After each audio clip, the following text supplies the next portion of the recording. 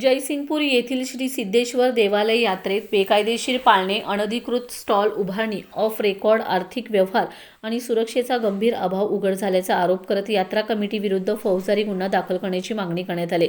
याबाबत नगरसेवक संतोष जाधव, पंकज गुरव, संजय पाटील, कोथळीकर, गुंडप्पा पवार, रंगराव पवार व अनिता कोळेकर यांनी जयसिंगपूर पोलिसांकडे निवेदन दिले। यात्रेत मोठमोठे पाळणे उभारण्याचे काम सुरू असताना पाळणा मालक चालकांकडून तब्बल 33 लाख रुपये घेतल्याची कबुली ट्रस्टच्या अध्यक्षांनी दिल्याचा गंभीर आरोप करण्यात आलाय। मात्र या संपूर्ण प्रक्रियेत कोणतीही अधिकृत टेंडर प्रक्रिया राबवण्यात आलेली नसल्याने मोठ्या आर्थिक गैरव्यवहाराचा संशय व्यक्त होत आहे।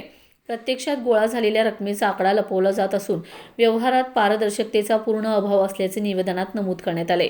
यात्रेसंबंधीचे महत्त्वाचे निर्णय घेताना स्थानिक लोकप्रतिनिधी, शासकीय अधिकारी, राजकीय पदाधिकारी आणि प्रसार माध्यमांना विश्वासात न घेता एकतर्फी निर्णय घेतल्याने प्रशासनिक समन्वय बिघडल्याचा आरोप करण्यात आलाय। विशेष म्हणजे शासकीय परवानगी न घेता पाळणे व मनोरंजन साधने उभारली जात असून कोणत्याही पाळण्यांचा विमा काढलेला नाही किंवा स्ट्रक्चरल ऑडिटही करण्यात आलेलं नाही।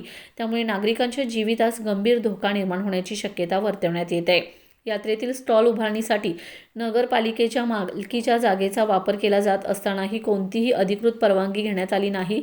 तसेच स्टॉलधारक व पाळणेवाल्यांकडून मोठ्या प्रमाणात रक्कम वसूल करून त्याची अधिकृत पावती देण्यात येत नसल्याने आर्थिक अनियमिततेचा प्रकार उघडकीस आलाय। या सर्व प्रकारात काही ट्रस्ट पदाधिकारी आणि शासकीय अधिकाऱ्यांचे संगनमत असल्याचा थेट आरोप करण्यात आला असून या प्रकरणाची सखोल चौकशी करून संबंधितांवर कडक कारवाई करावी अशी जोरदार मागणी निवेदनाद्वारे करण्यात आली।